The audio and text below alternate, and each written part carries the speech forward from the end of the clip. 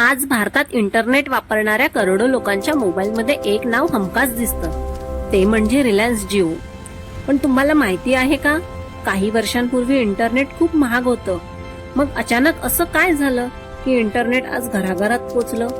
आणि जिओने फक्त स्वस्त डेटा देऊन नाही, तर स्मार्ट प्लॅनिंग करून संपूर्ण टेलिकॉम मार्केट कसं बदलून टाकलं? नमस्कार मित्रांनो, या व्हिडिओतून आज आपण जाणून घेणार आहोत जिओची एक स्मार्ट स्ट्रॅटेजी.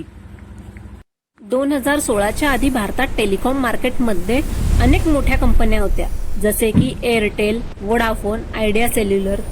त्यावेळी 1 GB डेटा पण खूप महाग होता, म्हणजे लोक इंटरनेट वापरत होते पण मर्यादित प्रमाणात. 2016 मध्ये मुकेश अंबानी यांनी लॉन्च केली रिलायन्स जिओ आणि त्यांनी मार्केटमध्ये एक मोठा बदल केला. Free calling, free data. काही महिन्यांपर्यंत लोकांना ऑलमोस्ट फ्री इंटरनेट मिळालं. यामुळे करोडो लोकांनी जिओ सिम घेतलं. ही फक्त एक ऑफर नव्हती, ही तर एक लॉंग टर्म स्ट्रॅटेजी होती. लोकांना सवय लावणे. लोकांना फास्ट इंटरनेट आणि फ्री कॉलिंगची सवय लागली, म्हणून हळूहळू लोकांनी इतर कंपन्यांचे सिम बंद करून जिओ वापरायला सुरुवात केली. पण जिओची खरी ताकद म्हणजे फ्री डेटा देणं इतकंच नव्हती, तर त्यांच्या नेटवर्क प्लॅनिंग मध्ये होती. जिओने देशभरात वेगाने टॉवर नेटवर्क उभा केला. काही ठिकाणी मोठे टॉवर उभे केले, तर काही ठिकाणी कॉम्पॅक्ट स्पेसमध्ये छोटे छोटे टॉवर बसवले. जिथे मोठा टॉवर बसवणे शक्य नव्हते, तिथे त्यांनी जंक्शनला किंवा छोट्या जागांमध्ये स्मार्ट टॉवर बसवले. जिओने अजून एक स्मार्ट स्ट्रॅटेजी वापरली, म्हणजेच त्यांनी एक ऍडव्हर्टाइजमेंट दिलं होतं. तुमच्या एरियामध्ये सुद्धा नेटवर्क प्रॉब्लेम आहे का? मग जिओला लगेच कॉन्टॅक्ट करा. जर सोसायटी मेंबर्सने बहुमताने परवानगी दिली, तर जिओ तुमच्या बिल्डिंगच्या टेरेसवर सुद्धा टॉवर बसवू शकते. यामुळे 2 फायदे झाले. नेटवर्क कव्हरेज वाढलं, युजर्स देखील वाढले, आणि महत्वाचं म्हणजे जिओचा जमीन घेण्याचा खर्च वाचला. कॉम्पिटिशनवर मात्र अचानक खूप परिणाम झाला. या स्ट्रॅटेजीमुळे जिओ खूप वेगाने वाढलं आणि टेलिकॉम इंडस्ट्रीमध्ये मोठा बदल झाला. वोडाफोन आणि आयडिया सेल्युलर यांनी मर्ज होऊन तयार झाली वोडाफोन आयडिया, म्हणजेच आत्ताच्या आपल्या ओळखीची VI. काही कंपन्या तर मार्केटमधून गायबच झाल्या. आणि आज रिलायन्स जिओ भारतातील सर्वात मोठी टेलिकॉम कंपनी बनली आहे. आज 28 दिवसांचा रिचार्ज जवळपास 299 इतका आहे, तरीही करोडो लोक जिओ वापरतात. आणि अजूनही जिओ लोक का वापरतात माहिती आहे का?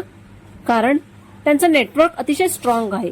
Strong network coverage, fast internet speed आणि अनेक डिजिटल सर्व्हिसेस. उदाहरणार्थ जिओ सिनेमा, जिओ टीव्ही, जिओ सावन आणि या सर्व फॅसिलिटी दिल्यामुळे जिओ गावागावात अगदी घराघरात पोचला. म्हणूनच मित्रांनो, ही फक्त एका कंपनीची कथा नाही, ही कथा आहे एका विजन, पेशन्स आणि स्मार्ट प्लॅनिंगची.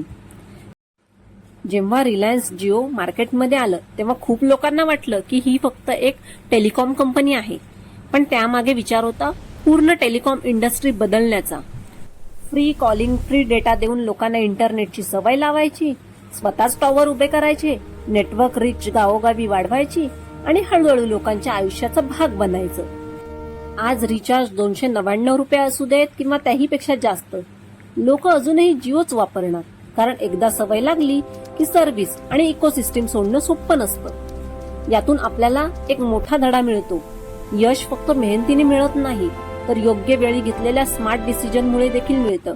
मुकेश अंबानी यांनी फक्त टेलिकॉम सर्व्हिस सुरू केली नाही, तर लोकांचा इंटरनेट वापरण्याचा पद्धतच बदलून टाकली.